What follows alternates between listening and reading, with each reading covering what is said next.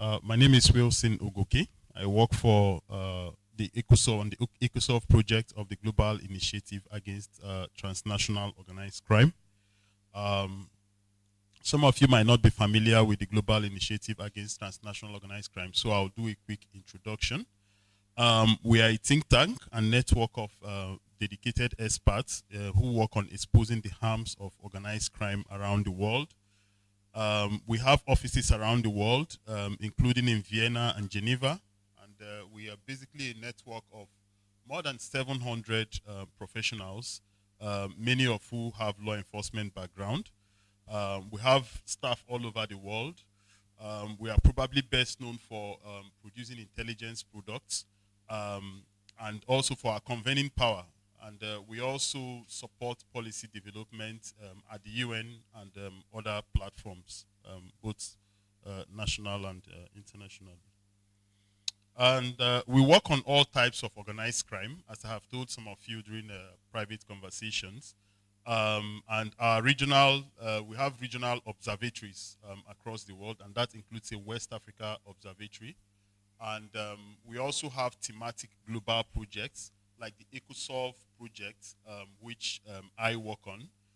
And so what Ecosolve does is it uses new and innovative technologies to try and disrupt illicit environmental flows. I'll speak a little more about it. But just for purposes of the GI generally, on the screen you can see some of the thematic areas that we work on, thematic areas of organized crime. So violence and fragility, piracy, illicit trade and counterfeits, what have you, human smuggling. We work on all of these areas. Some of you might be aware of, a tool called the Global Organized Crime Index. If you Google it, it will basically take you to our website. So it's a tool that we do that allows you to get a very clear picture of the situation with organized crime around the world, in all the regions around the world. So one of our largest thematic projects is the Ecosolve project. The Ecosolve project is an EU-funded program which is running until 2027. The overall objective is to support the disruption of illicit flows of environmental commodities globally. As I said, using new and innovative technologies like AI and the like. And so we do this through three main work streams. First, we use data and networks to drive disruption. We are also focused on improving political will, because for environmental crime, one of the main challenges is that I will touch on this much later, is low prioritization by the political elites, and also even by law enforcement tend to consider environmental crime to be low priority. And so we try to engage multilaterally to try and raise the priority and the profile of the crime. We are also focused on working with communities to interact with them, understand what their concerns are, and to sort of integrate their concerns and their perspectives around environmental crime into law enforcement approaches and into global policy. Because if you attend some of the global events on the environment and really other issues pertaining to crime, we find that the people at the local level who are directly affected by some of these things, their perspectives are rarely ever reflected. And you have sometimes people in the cities who rarely go to the village, who rarely go to the grassroots, and they are the ones who are shaping all of these policies, that they don't really know how it's pinching the people, at the grassroots. And so it's something that we take very seriously in terms of hearing from these people and being a voice for them at the biggest stages internationally. We also aim to drive, of course, disruption through innovative grants, such as the one that Ecosolve made to the academic sources to support the Ecoscan project, and also knowledge sharing. When they have done their work at the grassroots, that knowledge is then shared to try and disperse the innovative ideas that they have come up with. And so on the screen, you will see some of what you see on the screen now. You see some of our hubs, our observatories, and the hubs for the Ecosolve project. You see that around the world. So we have a hub in Mexico, Colombia, Brazil, Cameroon, Nigeria, Czechia. So we have it scattered around the world. And you also see the observatories for the GI. So we are really in every continent of the world, we have people there who look at different aspects of organized crime, transnational organized crime.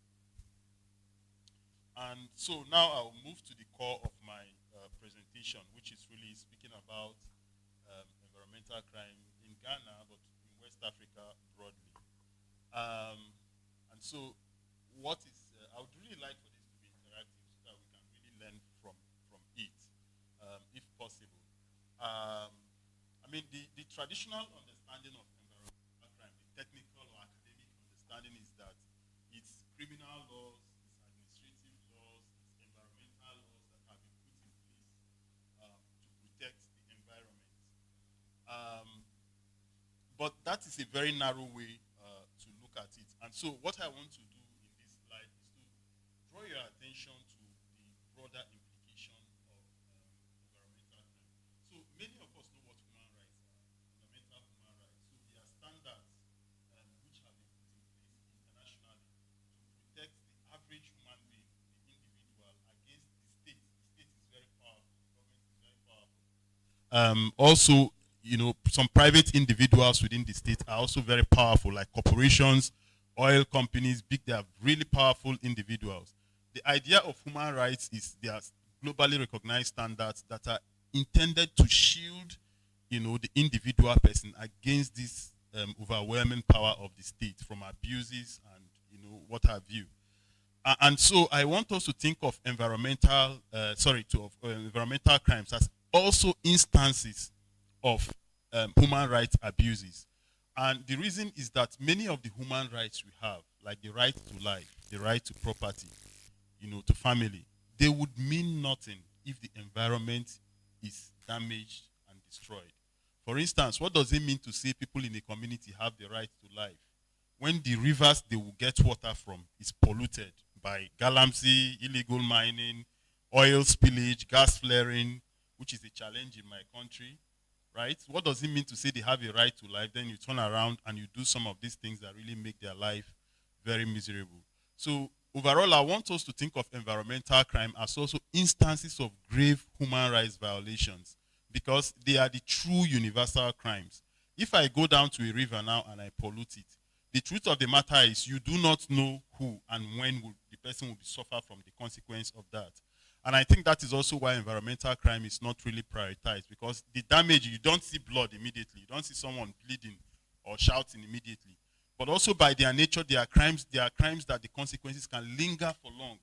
Sometimes it takes 60, 70 years for the real impact, you know, to fall down and to come down and be felt by human beings. So sometimes it can actually be future generations of human beings who will suffer the impact of environmental crime that is being committed today. So if we have it in mind and, you know, not have the picture that environmental crime is just when you litter the environment, you know, I'll speak a little more on that because I also think it's important. So closely related to what I've been saying is the idea of environmental harm. This is where it gets a little more interesting because the crime technically, you know, it's tied to law. So you say, if the law allows me to do gas flaring, then I'm doing the right thing. Most governments would argue that.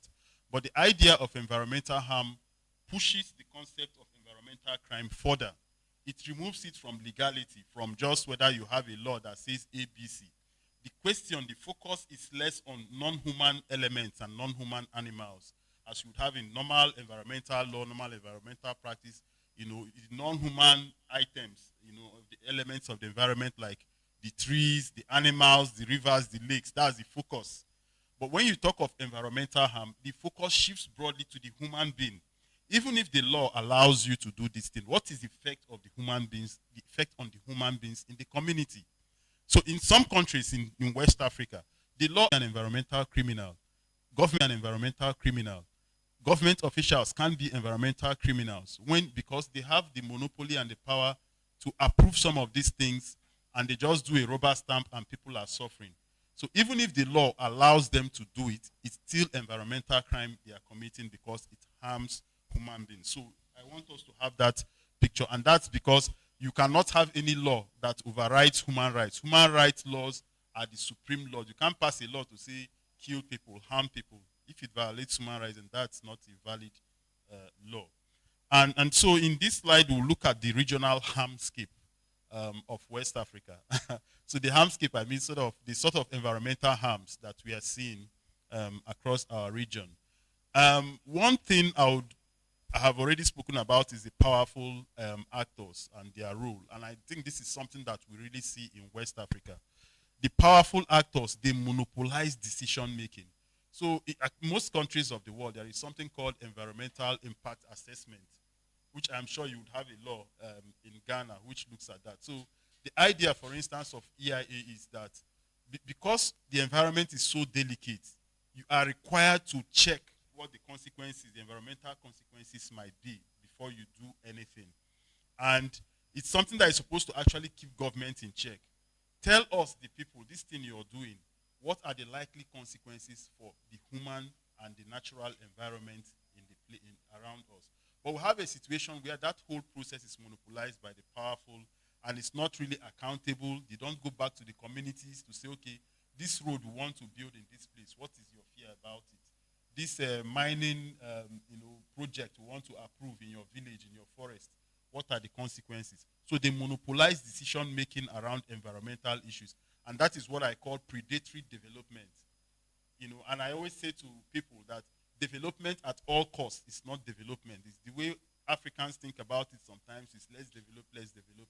But if you have development that harms future generation or even present generation, even if it's putting money in the government, that is not development. You're killing people.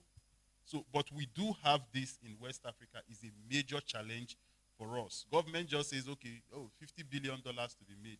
They approve the project. So that's predatory development. That's a problem we have. Another consequence is that we have social illegitimacy of laws. And so we have a lot of laws that because you didn't go back to hear from the people, how this thing you are approving, this logging that you are approving, logging concession, how will it affect the people in the village who don't have access to financial products and medical care and all of that? How is it going to affect them? So you make these laws, sometimes they make laws and they kick communities out of their forest in the name of conservation, which I have worked in conservation. But when you kick them, these are people that traditionally we are Africans, we live close to nature. When you say to a community, you can no longer hunt, you can no longer fish because we are conserving, what have you done to ensure that they have alternative livelihoods? So when you make such laws to the community, those your laws are socially illegitimate. And in many parts of West Africa, what happens then is that people ignore all of those laws and they carry on with their life. And it makes them susceptible to become criminals because they have to survive. They go and take something from the forest and eat. You arrest them and you criminalize them. So that causes a lot of problems. So as I've said earlier, some states are implicated in West Africa. I don't want to name any states, but some states are notoriously implicated, granting all kinds of mineral and mining concessions without considering the effect, not just on the present generation, but on future generation of people. It's not as if the money is even used in a way that benefits the people.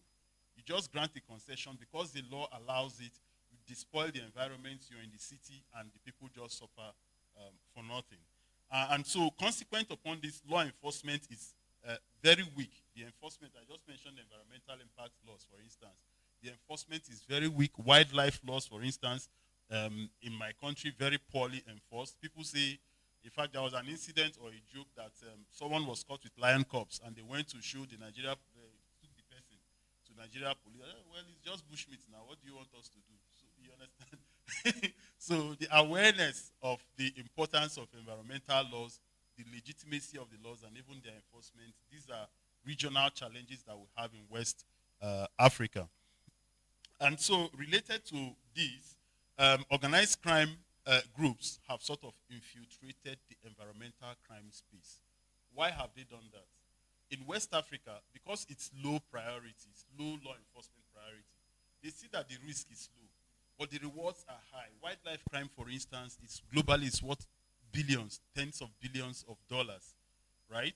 And so organized crime groups have gone into that area and they are causing problems for us in the region. So when I say organized crime, I know I have IOCO experts here, but for those who are not organized crime experts, I'll just explain. So organized crime is something that happens when criminals come together to cooperate more. If you know the way two companies would cooperate or two individuals would cooperate, bypass or to undermine law enforcement efforts, criminal groups or criminal individuals will come together. The UN definition of it says 3 or more people, but different countries have their own definitions. I won't bore you with the details. But when they come together to work together to cooperate, which can, the way it works when you look at the criminology of it, it can even include actors from the illicit sector. That is, the people who are doing lawful work can also be part of organized crime group, and they are supporting organized crime through their lawful work.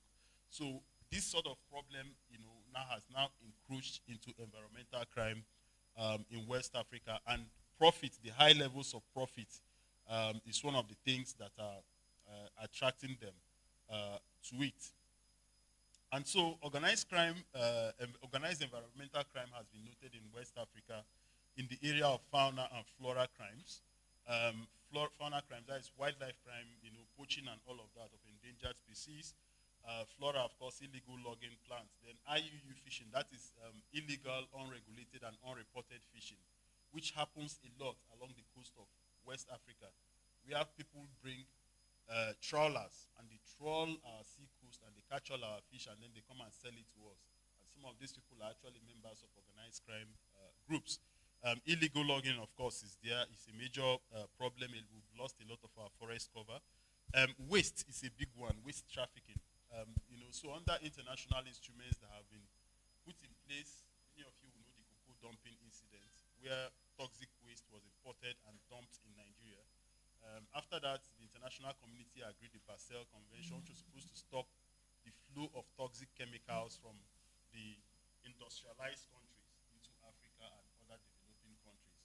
But because of corruption and all of that, this thing is something that is still happening. So it's one of the areas that organized crime groups are sort of troubling us in West Africa.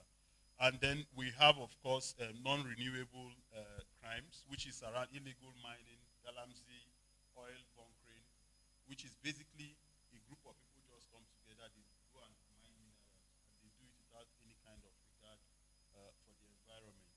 So these are some of the areas that organized environmental crime has been happening in West Africa.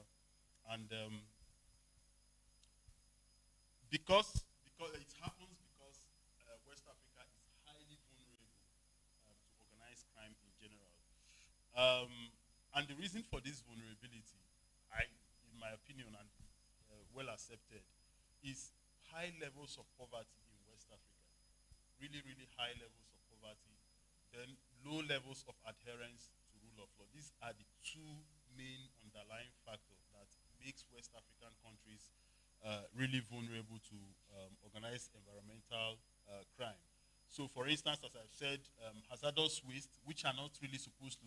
In fact, the way the international is done, in the convention, the Basel Treaty Convention makes it, is you're supposed to have hazardous waste going from this part of the world to the developed world, where they have the resources and the technology to safely dispose them. But what we're having instead is that because of corruption, organized crime groups over there liaise with members of the same group in our countries, and they import this waste. They mislabel them. They can mislabel them as second-hand goods, whereas in fact, for instance, they are end-of-life products. We see it, for instance, with used phones that are no longer useful. They package them as second-hand phones. We know that there are some legitimate use of second-hand phones, but they embed a lot of waste in them. Because they can't be sold, they just go and dump them in some places. We also have that problem with textiles, fabric. People wear clothes when they are useless. They mix the clothes with the useful second-hand ones, right? And at the end of the day, because they can't sell them, you see they will just gather them somewhere and they are burning them. It happens in Nigeria. I'm sure it happens in other parts of West Africa. You also have really greedy people who actually import waste. Sometimes clinical waste, medical waste. They ship them in containers, pack them.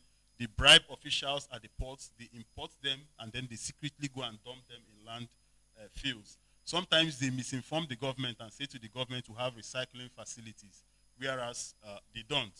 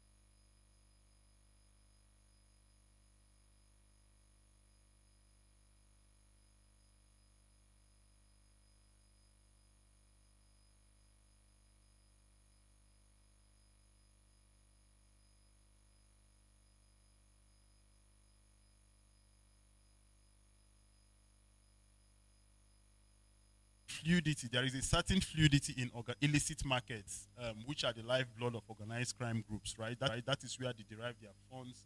And remember, these guys are in it for profit. They are not in it because they like crime. So the illicit markets, we are seeing a kind of crossover. And that tells you that, of course, when you look at the organized crime index for 2025, it shows for West Africa that there has been some kind of plateauing or infauna crimes, that is crimes pertaining to animals. But when we begin to see intersection, that means that there is possible bi-directional movement in the illicit market. That means the people you think you are rejoicing that they've given up fauna or flora crimes have actually moved to gold mining. So they're also committing another environmental crime. And that is the thing about organized crime. If you chase them here, they go here because all they're interested in is profit. It's not really the exact illicit activity that they are doing. We are also seeing convergence with armed groups. So especially with illicit gold mining, we are seeing convergence with armed groups.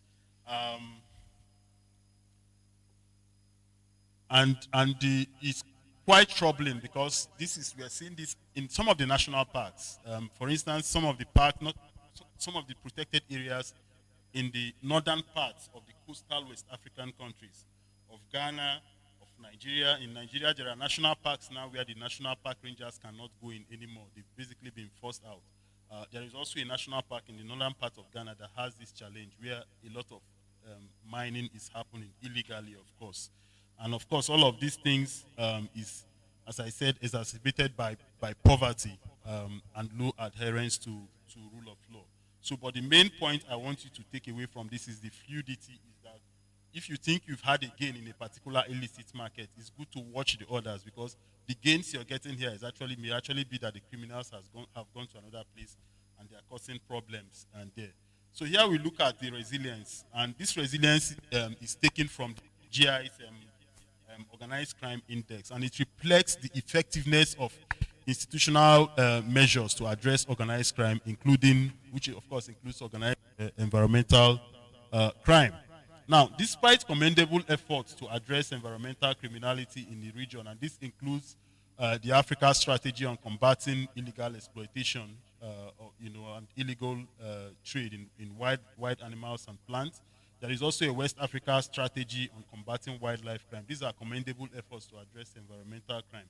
But despite all of this, the OCINDEX shows that African countries continue to have very low resilience to environmental crime compared to other regions of the world. And the main reason for this is, I'll just zero in, as I said earlier, on international cooperation, judicial system, and penal system. So criminal groups usually rely on relationships and partnerships, which they forge across countries, to commit this sort of crime. And so, for instance, with wildlife crime, for instance, if somebody were to want to sell wildlife in Nigeria, for instance, from Ghana, in some cases, what they will do, if you're here with them, when you meet them and they want to sell a lion cub to you, they will give you the account number for someone in Nigeria, or someone in Ghana, or someone in another country. And that is based on relationships that they have amongst them. So that means that to be able to fight that kind of crime, organized environmental crime, which we also see in illegal mining, governments have to be strong in law enforcement cooperation. But unfortunately, for the last iteration of the organized crime index for West Africa, what we saw is that international cooperation amongst West African states is actually dropped. That's one of the strong indicators of low resilience. It's really, really dropped. So you can see international cooperation there. You can see the 2021 score. 2021 was 5.13, and in 2025 is 2023 was 5.43. You can see that it dropped in 2025. So the resilience is actually coming down. So the cooperation is something that needs to be strengthened. Another area is judiciary. So for West Africa, it's one of the regions where organized crime groups are now embedding themselves into the systems that are supposed to strengthen the judiciary. Organized crime groups are embedding themselves there, and they are, from the inside, resisting efforts to make the judiciaries more transparent and more responsive to this type of crime. And so again, for the last organized crime index, there is a drop in that particular, in the index that you use to assess resilience. And then also finally the penal services. Penal services are important, like your prison services. They help because through deterrent sentencing and effective detention services, you can actually disrupt these organized crime groups. But again, we are finding that these guys are going in there. Some of them are going into holding public office. They are corrupting officials, and that is actually reducing the resilience of our country. So West Africa has a resilience score of 4.17, which is really below the 5.0 mark, which some other regions of the country. So what are the consequences? This is just something that shows the forest cover, that loss of forest cover that we've seen in West Africa between the year 2000 and 2023. All of these areas you're seeing is just forest areas that have disappeared, mainly due to illegal logging. Of course, one of the most logged is African rosewood, which is prohibited from trade, but which has continued to be present in the illegal trade. And so what are the recommendations? Based on what we have seen for the reasons for our low resilience, the number one recommendation is to strengthen the independence and efficiency of our judicial and penal systems, and to have a stronger embrace of rule of law and open and inclusive governance. And the idea is that through the court systems, we'll be able to hold these criminals accountable. And then punish less and prevent more. So environmental crime, one of the challenges with it is that if someone steals 100 cedis and you apprehend him, you can take the 100 cedis and give to the person, the owner of the money, and at least you've repaired the harm. But environmental crime is one of the crimes that once the harm has been done, you can punish the individual, but remedying the damage that has been done to the environment is so difficult. So that is why the recommendation is that to try and find way to prevent the crime from happening at all, and then punish less. And there are many ways of doing that. Community projects, working with them, reducing poverty, increasing their understanding. The sort of tool that Ecoscan, academic services, TAS has developed, this Ecoscan tool. Those are just what you do to prevent the crime. And then finally, of course, enhance your regional and international law enforcement cooperation, which allows countries across West Africa to share information more and to be able to have better idea, in terms of predicting and disrupting the crime. So that's it from me. Thank you very much. My email address is on the screen. I would, welcome questions from you, and that's also my colleague Lauren's email address. So I'm happy to take questions from you. Thank you.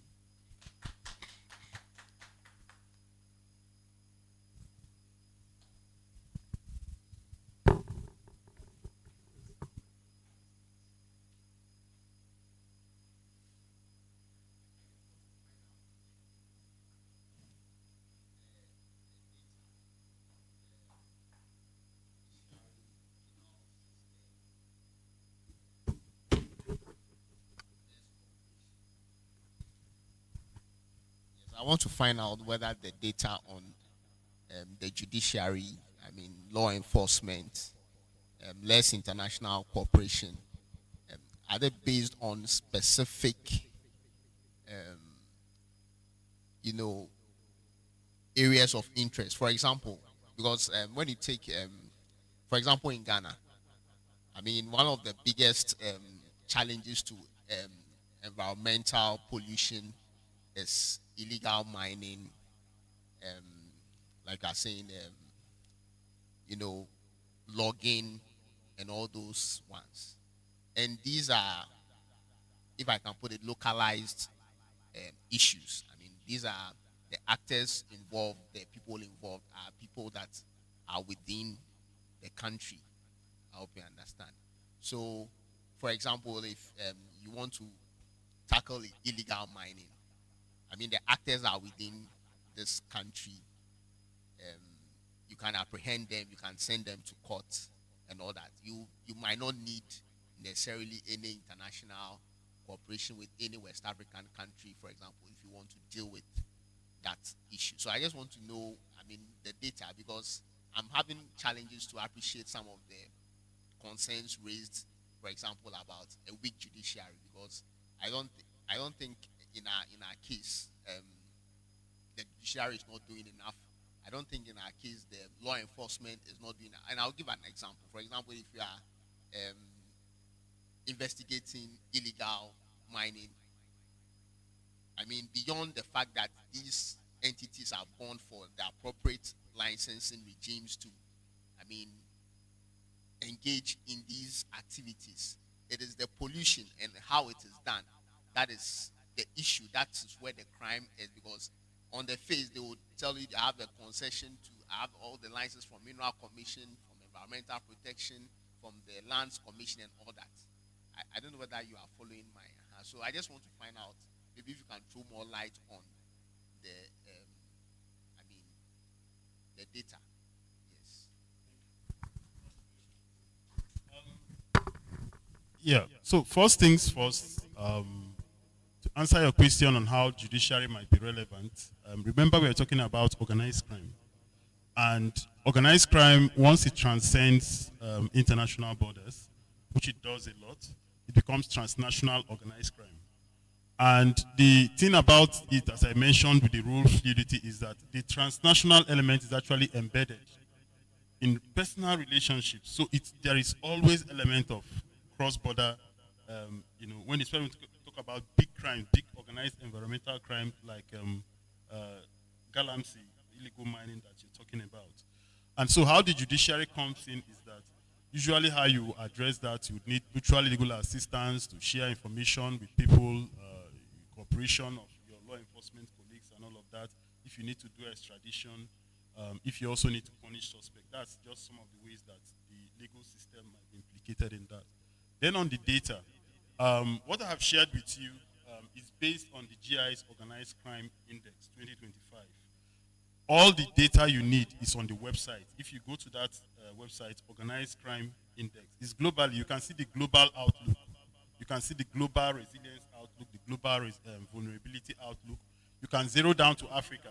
It allows you to zero down to Africa. You see the data for Africa. It also allows you to zero down to West Africa.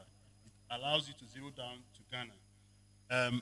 When you look at it, and I've looked at it closely, when you look at it, you'll find that for some of the indices, Ghana and Senegal are doing quite well around the midway point. So I wasn't speaking specifically. That doesn't mean that Ghana doesn't have that challenge. There's a general problem for West Africa. Then in terms of where the data comes from, of course, we have researchers across everywhere we work. We have researchers that we work with. There are interviews that are done. So it uses the best science. And so I will encourage you to visit the website. You will also find more information about the research methodology and all of that. It's ongoing research that the GI does. As I said earlier, we are a think tank. We're actually a think tank. That is, we are sort of expert bodies who look at organized crime at a global level. So I hope that answers your question. Any other questions? So I'll really encourage you, if you go on Google, just type in Organized Crime Index. You will see the tool, Organized Crime Index 2025. Especially for my EOCO people, we have a West Africa observatory. We have this hub mapping and all of that. I think you should be in touch with them. You can reach out to them. If you want to get into, you can email me and I can put you in touch with them. I am not an expert on illegal mining.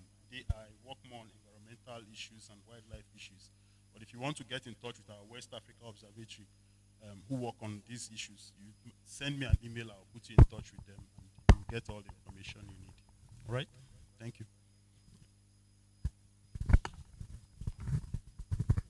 Okay, so on the resilience of the environmental crime, I think you mentioned one of the reasons has to do with a drop in the international cooperation. So, but in your recommendation, you also recommended that we should enhance international cooperation. So I want to find out somehow, based your research or maybe in course of your work, if you can give us some of the reasons for the drop, because you gave us the data and realize that truly it's dropping.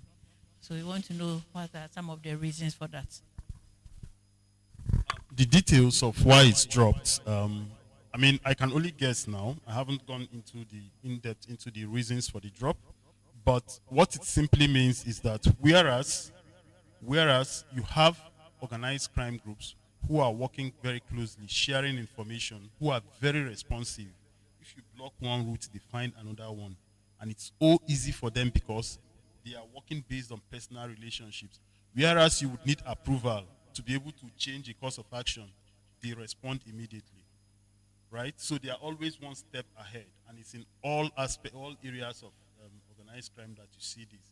So what it means is that when you begin to have difficulties between government to government communication, for instance, my personal opinion for environmental crime is that there should be a West Africa task force.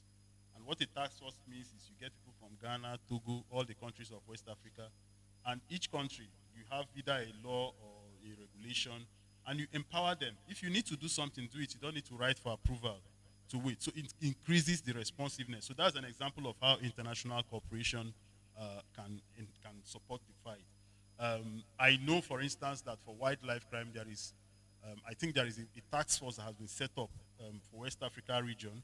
What I don't know is how effective it has been, because we keep hearing about wildlife trafficking.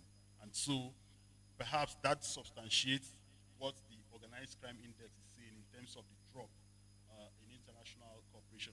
I don't want to mention some other factors, which is sort of be like guessing, but I will encourage you. All the information you need is on the organized crime index on our website. It's very scalable. You can narrow it down to countries. You can compare two countries. It's just so scalable. And I mean, you're from economic crime, of course. So if you need any more detailed information, if you send me an email, I'll be able to direct you to the people who can give you more granular information that you need.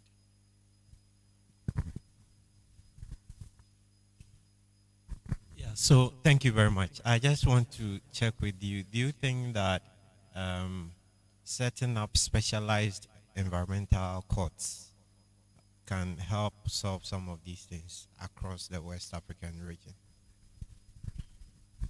Again, I think this is a very good question, because particularly for wildlife crime, this is how the countries of East Africa, at least I know Kenya, Uganda, for East Africa, they had to actually set up a task force, Latif, Lusaka Agreement Task Force, that they had to set up around East Africa. And that is because their elephants, they started to really threaten. They were taking the elephant ivory. It was a really massive issue I think from the early 2000s. East African elephants and pangolins, they came under threat and the people who were taking this thing, they were coming from Africa, Far East Asian countries, and they pay people and they are exporting elephant ivory. So when they created Latif, countries like Uganda and Kenya had specialized courts. In fact, Kenya, there was an incident where people were arrested trying to traffic ants. Ants. They came into the country. They collected thousands of ants, and they caught them at the airport, trafficking them. The thing is, here it's worth nothing.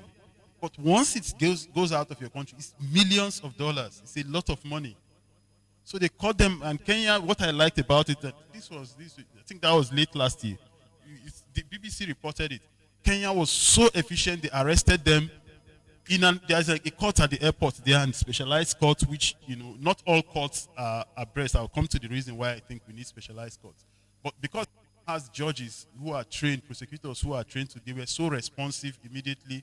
The people were remanded, they were prosecuted, and very quickly sentences went out. And that sent a very strong message, and that is what you need to address organized crime. You have to send a very clear message, because if your response is more like, we are not so sure, it creates a room for them to come in and then try to corrupt officials and find loopholes and break your laws.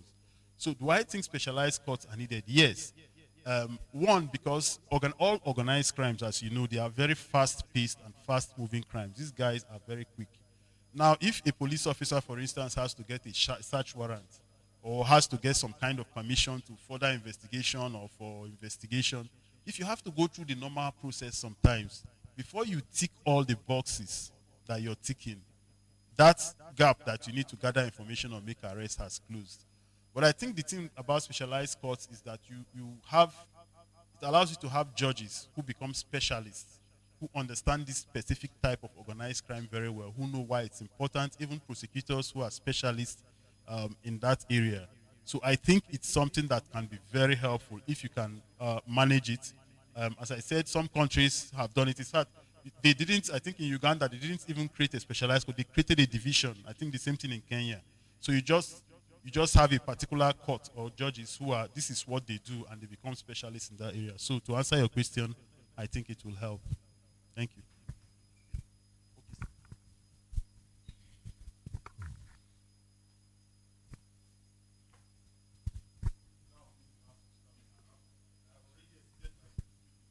Yeah, thank you very much. When you mentioned the ant, I think some of the participants were alarmed. Why ant? Well, ant is not just an ant. You see, any biological organism that you transfer from one ecosystem to other can either alter that system. It can even wipe out some of the species there. So it's not just an ant that is moving from maybe Ghana or a community A to community B. You have to check it so that it doesn't go and cause harm to the other ecosystem. Even EPA doesn't allow you to import species of tilapia that are not indigenous because they are coming to cause havoc if we allow it, unless it's smuggled. So that one, when we get you, you'll be arrested and you'll be taken through the process. So it's not just an ant. It goes. We all know Charles Taylor. You know that ant. Where did it come from? We used not to have that ant, but it came from somewhere, and the sort of things that it has caused in our ecosystem. It's a lot. So, ant is not just an ant. Thank you.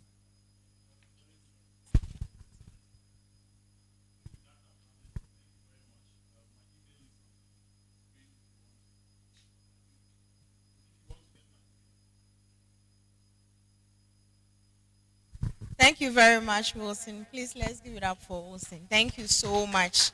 A lot of education has gone on. Yeah.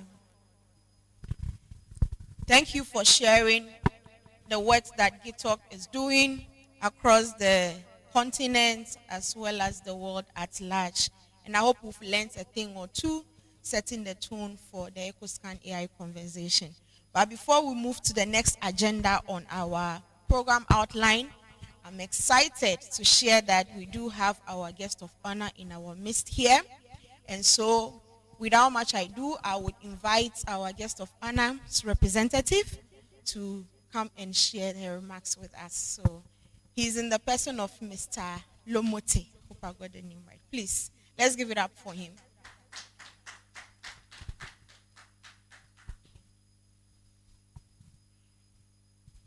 Thank you. Okay, thank you very much. I thought I was going to block the screen. So thank you very much.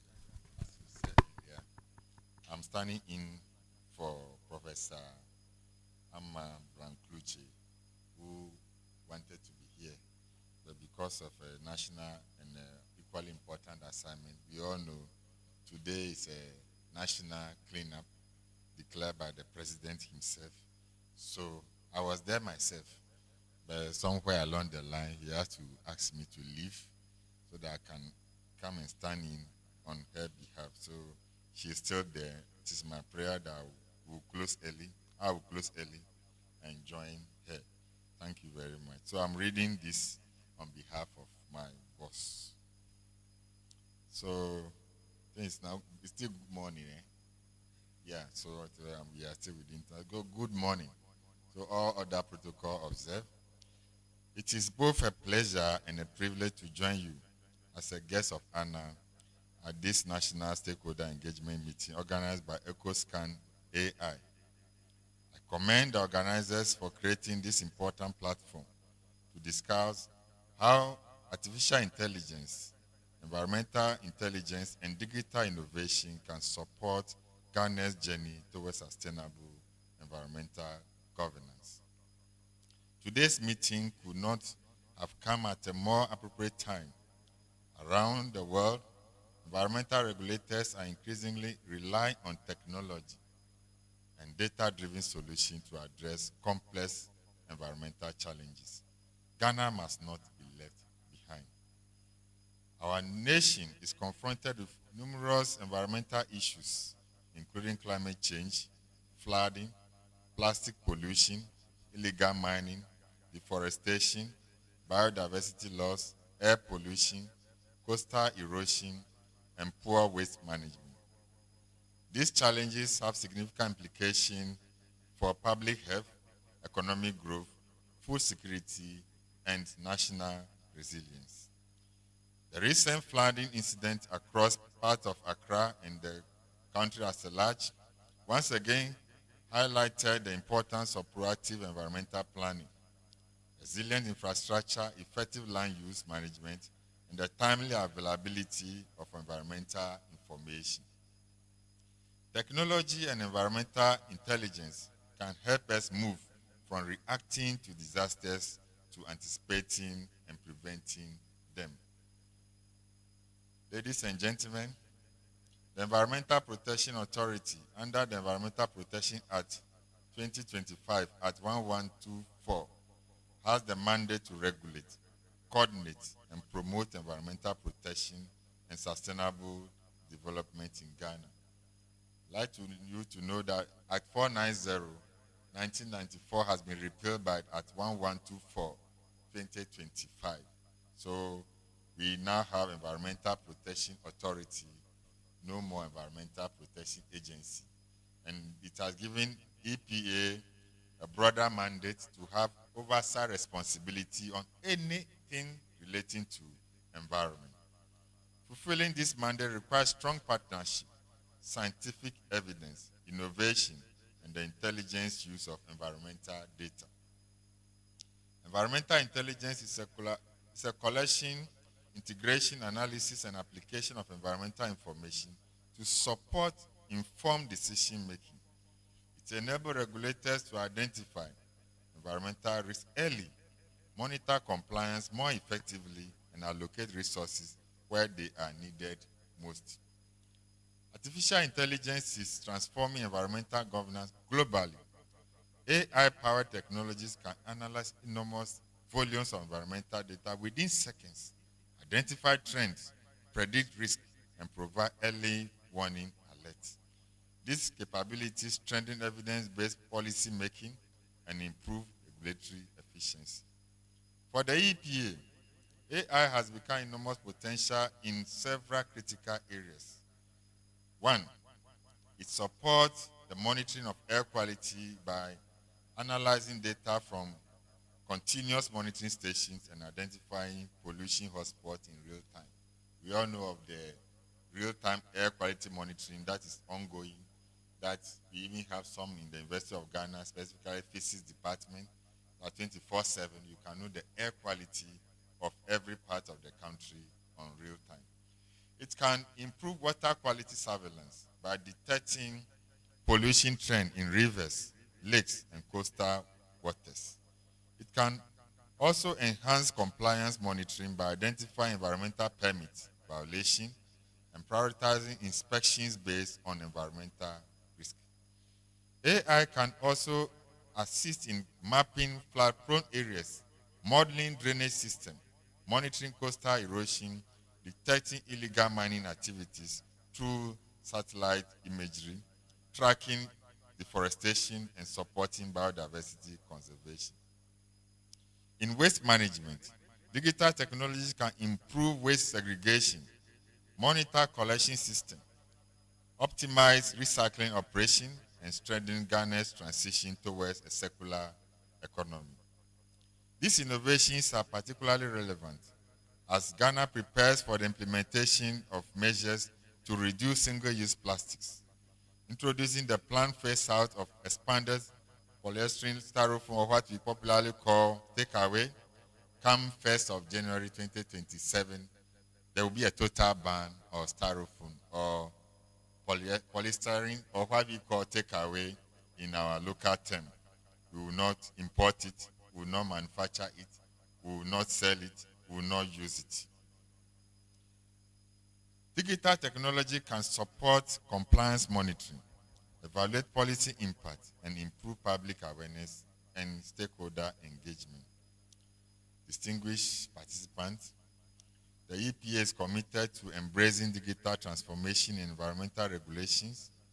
However, technology alone cannot solve environmental problems. It must be supported by sound policies, effective solutions, strong enforcement, quality data, ethical standards, and responsible citizen partnership. If you are not responsible, when the law gets my sister knows somebody, knows somebody, knows somebody. So the calls come ringing, and you have to show human face. When we are all responsible and we all accept that what I've done is wrong, when I'm under arrest, I'm going through the process, I should be left alone. I shouldn't call my classmates. I shouldn't call my friends. I shouldn't call my relatives. At the end, then why do we set some of this standard? Why are we doing the monitoring? Why the surveillance? It's of no use. Let's all be responsible. The success of AI also depends on reliance on environmental data. This calls for greater investment in environmental monitoring, infrastructure, research, data sharing platform, and collaboration among government institutions, universities, research organizations, and the private sector. We must also ensure that AI is deployed responsibly with appropriate safeguards for transparency, accountability, cybersecurity, privacy, and fairness. Public trust is essential if technology is not realized its full potential in environmental governance. This morning, I was listening to a radio talk show about how good technology has come, but how dangerous it has also come. Whereby those days, there is no way somebody can break into your account until the person break the bank. But today, somebody can take mobile phone and break into your account, siphon everything from your account. That's how it has come. So it's good. However, we need to use it and use it well. We need to also protect ourselves. This issue of passwording, PIN, and all those things, we need to safeguard them. Else, you have a nice data, but that data, somebody passed through. You can have a nice monitoring system. The presenter was saying something nice. Interpol and all those tracking systems. If we don't handle them well, they are managed by human beings. They can track into it, and it is a system that will not get its result. Ladies and gentlemen, innovation thrives through partnership. EPA therefore welcomes collaboration with innovators such as Ecoscan AI, research institutions, technology companies, development partners, and entrepreneurs to co-create practical digital solutions for Ghana's environmental challenges. We particularly encourage young innovators to develop locally relevant technologies that address our unique environmental conditions. Ghana possesses exceptional talent capable of producing world-class environmental technologies that can serve not only our country, but the entire Africa continent. Environmental protection is a shared responsibility. Government alone cannot achieve environmental sustainability. Business must adopt cleaner production technologies. Communities must protect their surroundings. Educational institutions must strengthen environmental research and innovation. Citizens must welcome active environmental stewards.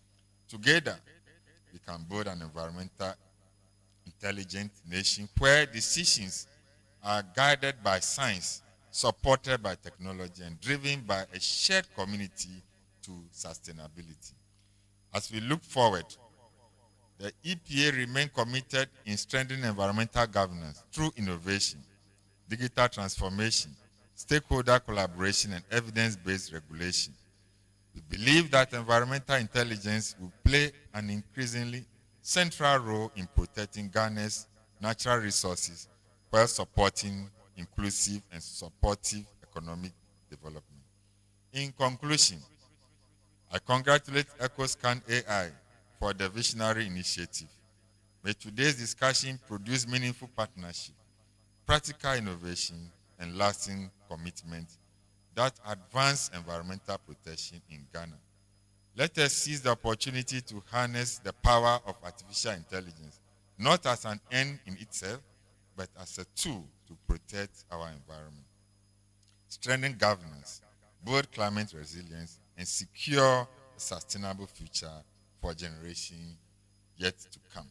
Thank you all for your kind attention. God bless you. God bless environmental protection. God bless our homeland, Ghana. Thank you. On behalf of Professor.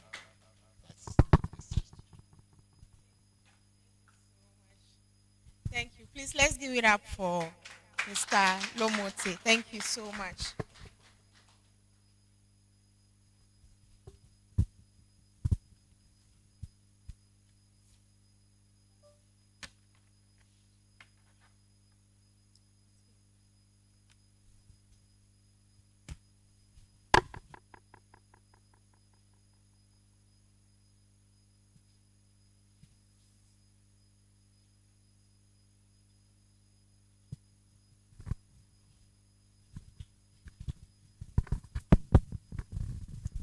Thank you so much once again, Mr. Lomote. We really appreciate.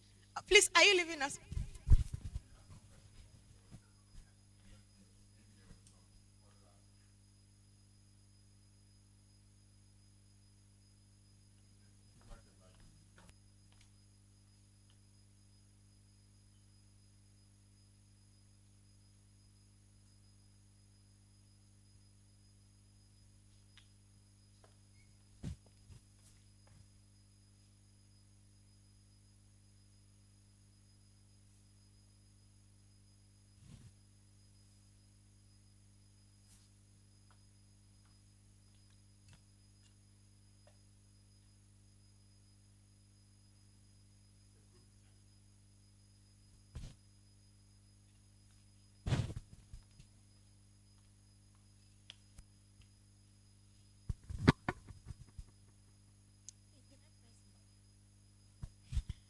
Okay, thank you very much. So now we are moving on to the main, or say the center of conversation of why we are here today.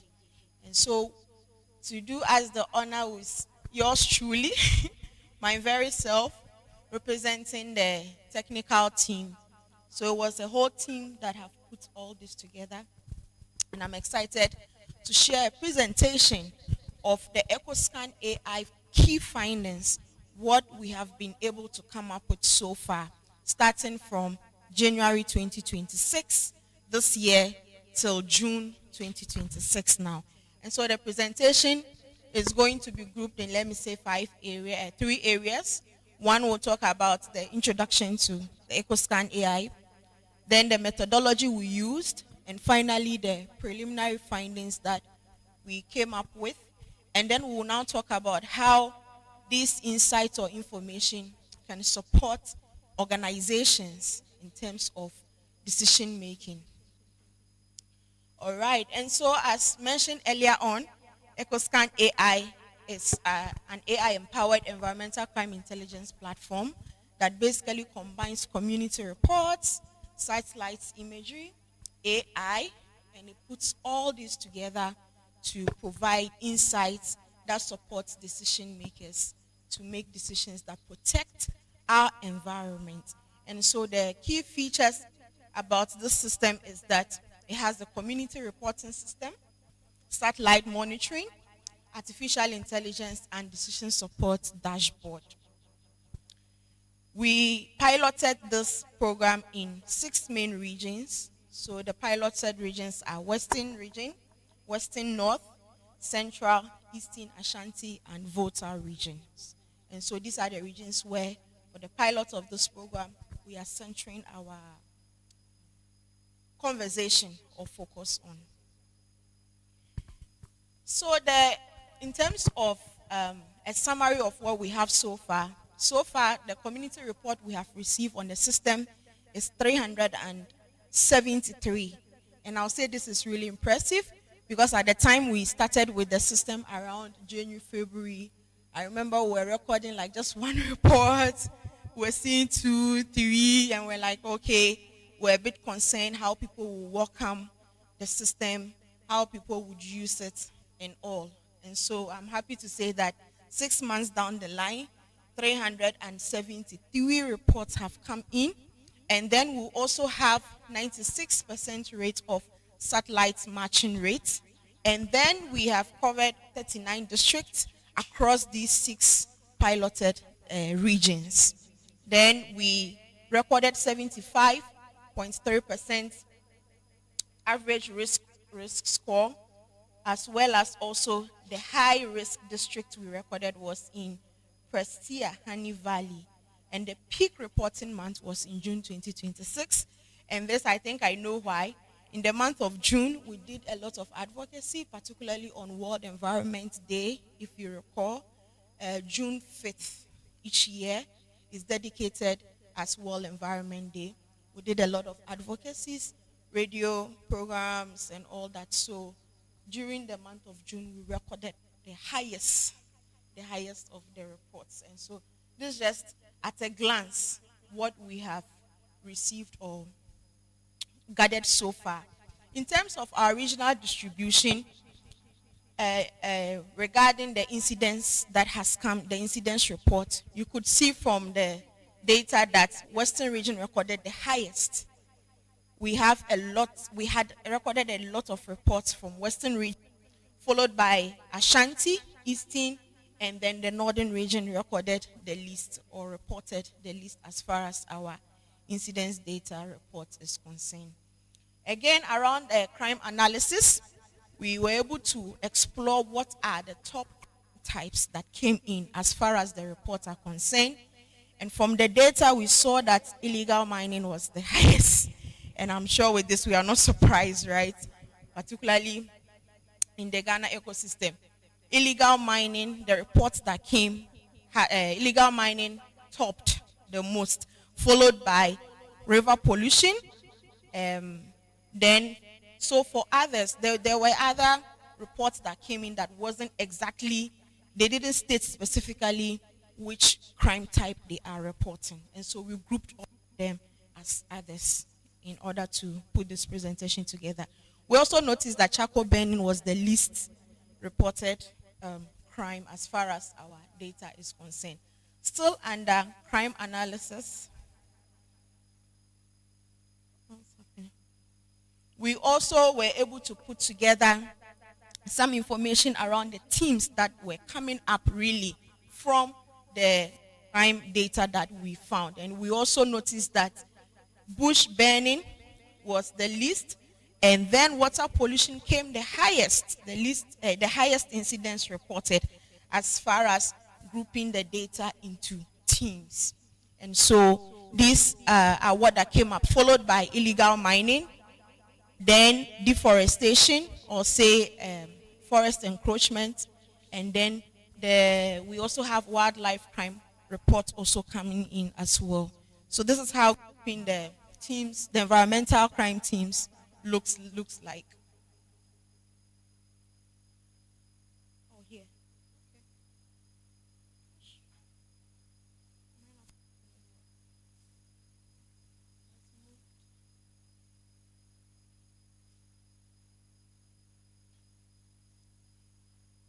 Sorry, I'm not sure if that's my next slide.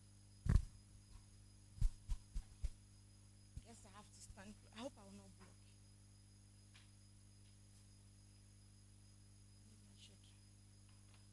Maybe I should use.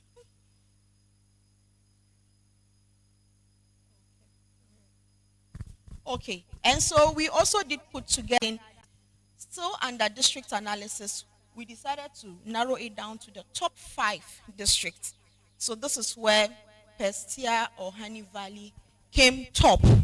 And so per the report we received out of the 373 community reports that came in, the hotspots areas that were identified is Prestia, Honey Valley, a lot of incidents happening there.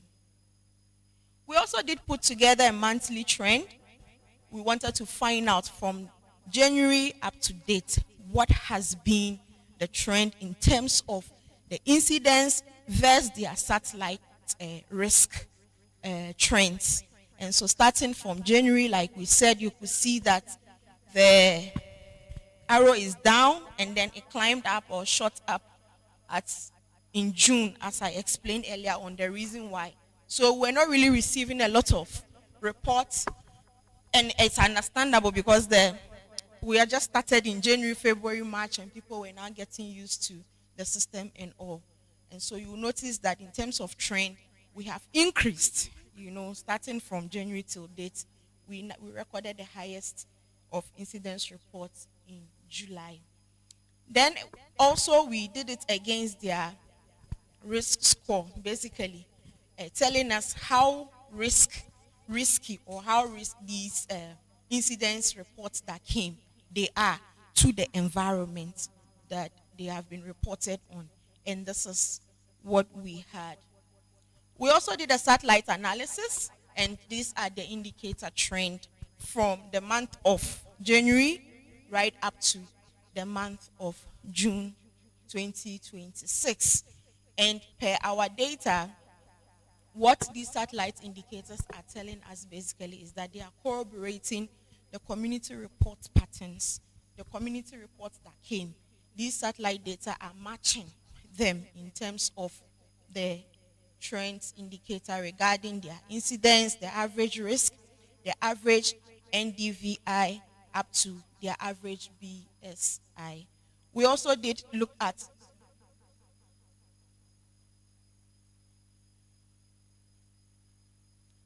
Ecoscan, we are doing our analysis with two sources of data. So one is the community report data, data source one, then the satellite monitoring data source two. So each community report data that comes, we now go and search for its satellite monitoring. So let's say in the month of June, say in the month of February, 5 reports came.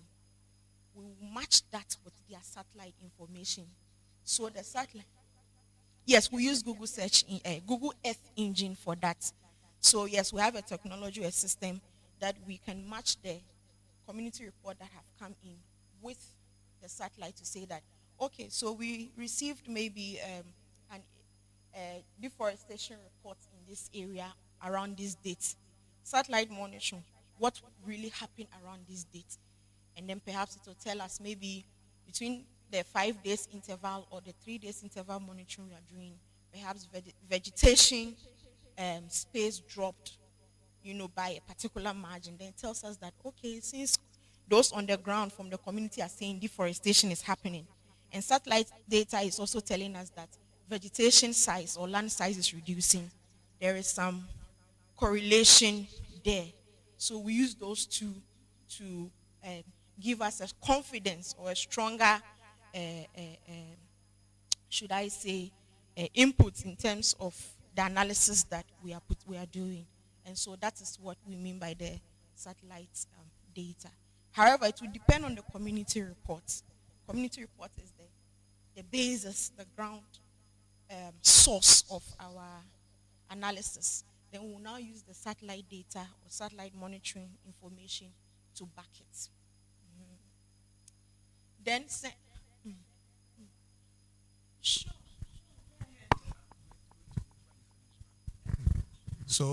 So my first question was, is it in real time? And I think you have answered that it is in real time. The satellite information comes in real time. As soon as the committee member reports the satellite information, we also get that information. Okay. And then my second question is that satellite the corroboration of the community report? Is it for all the types? Yes. For instance, river pollution. If somebody pours something into the river, and then the satellite picks that information, does it check that one too? So is it for all the types of environmental harm?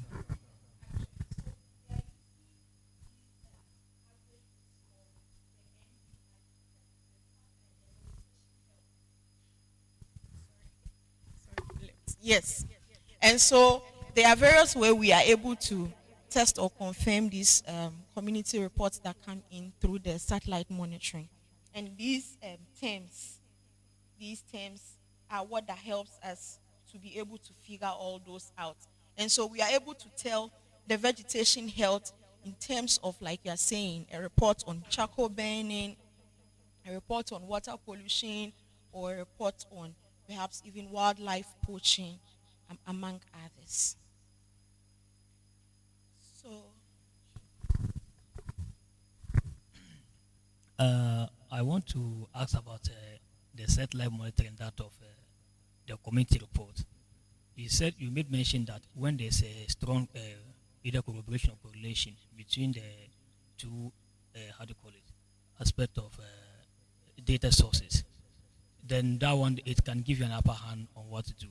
But what if there's a discrepancy in such a way that what we're expecting to get between if you are matching the two data sources? I don't know whether maybe if the satellite monitoring does not corroborate whatever that comes from the community, what is the step that you normally take? Thank you for bringing this up. So this has also come up in our conversations as far as we are also still working around the implementing the pilot stage of the whole project. So far, we haven't encountered one yet. However, in terms of our risk and mitigation documents that we have, that should any of this come, we would prioritize the community reports. Remember, there are two data sources, and they are both, what's the word I'm looking for? The main data source is community reports. We only use the satellite one to back you. In the event we are not able to get a satellite one to back you, we still go with the community reports that we have, because you are on the ground, the community people are on the ground, and then they report. And we also verify these reports. We have a mechanism where we have people we call community environmental liaisons in these 6 regions that we have piloted. And so they will verify the data for us so that it won't be false alarm or false positive. We have some people that can just send a report that is not true or it didn't happen. And so we verify that first. Hope I've answered your question. Then sentiment analysis. So we went further to use NPL or say AI to find out what are the sentiments from all these data. And it was clear that the overall sentiment, we saw a high number of them expressing negative sentiments. And it's not surprising, because most of the reports were complaining badly about how damaging their communities are becoming, how bad people are polluting the water bodies and all. And so it came up clear that the sentiments were, a lot of the sentiments in the reports were negative. Then we plot it against its agency by month. And so this is how the series data look like, starting from January to 2020, January to June.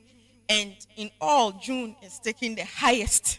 June recorded the highest, as well as in terms of the sentiments that came per their agency, how urgent the report also was, because there is also that indicator there. Once reports come, you would tell us how urgent or how serious or dangerous the report is at your community at the time. Then we wanted to hear from fight so 6-month incidents count, the sentiment scores, the risk scores, and you could see that those that are close to the middle point, or say the 0, shows that there is a close association between the satellite monitoring information matching with the reporting, community reporting patterns that came. And so this proved that indeed putting these two data sources together, it gives us confidence in the outputs of the analysis that we were putting together. Now we often get the common question. So with all this information, how does it help organizations? Right? And so it would depend on the particular organization. As you can see, we have Iroko here, we have Ghana Police rep here, we have EPA rep here, among others. So it would depend on your organization, say university, this intelligence. Then it will help them prioritize their patrol or their monitoring or inspection around University of Ghana, right? So then also, oh, I pressed something. For the Minerals Commission as well, to help detect illegal mining hotspots, monitor mining activities, and strengthen compliance and oversight and regulatory oversight. Then for the EPA, Mr. Lomote is not here. We are hoping that this intelligence would help track degradation, assess pollution risk, and inform environmental planning and policy intervention. For district and local government as well, they are not left out. This information can help them prioritize environmental management efforts, as well as allocate resources effectively and support local enforcement.